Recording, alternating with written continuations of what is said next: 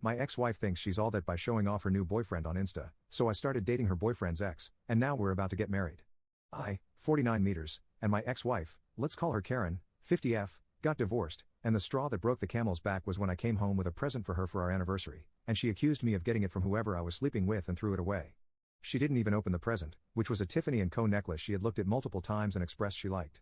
I talked to a divorce attorney after this, and we filed within a month, and she moved out. I told my attorney about this, and she wanted to know where she moved out as Karen wouldn't list her new address. It was revealed she moved in with her new boyfriend. Let's call him Jeremy, 50 meters. I actually knew Jeremy as our oldest kids have been in the same class since pre-K. I also knew Jeremy and his wife. Let's call her Taylor, 52F. Just got divorced right before us too. It took a little over a year to finalize the divorce since Karen couldn't agree to any terms.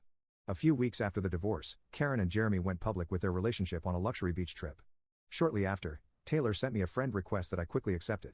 I'll admit, at this moment, I was being shallow because she's undeniably attractive, and she messaged me right after.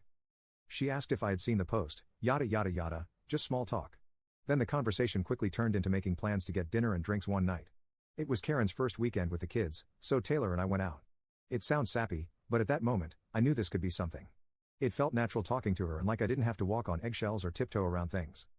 She was the first person to actually look at me while I'm talking, and we agreed on almost everything. I invited her over after we left, and we had a few more drinks and watched a sappy love movie, having so much fun making fun of how unrealistic it was. Somehow, we finished a bottle and a half of wine, so I invited her to stay the night.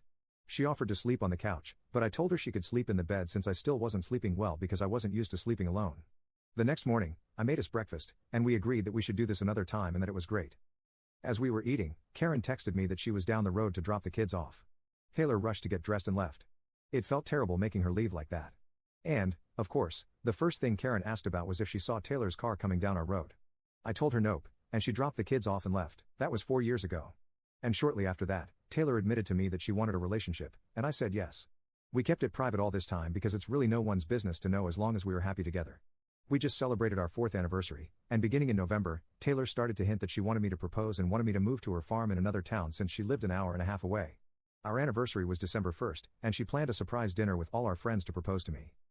I couldn't believe that she really did all this for me. All our friends were incredibly supportive and agreed that we seemed happy together and deserved to be happy with each other. The next day, I made a post that we were engaged. This was the first post about Taylor and me on each other's page. Right after the post, we started to get calls, text, and Facebook messages from Jeremy's family, Karen's family, and Jeremy sent a long message to Taylor saying he couldn't believe we would do this and didn't check with him first. He said how insensitive it was to get engaged when we knew him and Karen were on a break because of the fighting. She ignored all his messages. That is, until we both got messages from my family saying we were crappy people for getting engaged in spite of Jeremy and Karen and how they no longer wanted to see my kids and wouldn't be attending the wedding. Taylor started to help me sell my house since she also works for a real estate company. We packed all my stuff up, sold all the furniture, and moved me into Taylor's house. I left my job and was actually able to get a job at her company as a salesman. She has 2 sons who treat me very well, and while they don't call me their dad,